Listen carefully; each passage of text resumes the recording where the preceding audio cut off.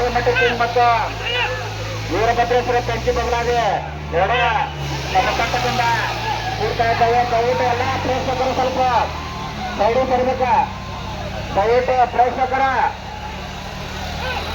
ಸೈಡಿ ತರಬೇಕ.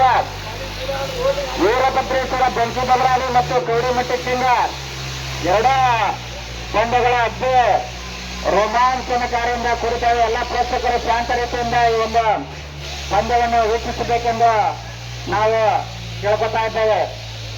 ಮುಂದಿನ ತಯಾರಿ ಡಿ ಬಾಸ್ ಕಪೂರ್ ವರ್ಸಸ್ ಇಂಡಿ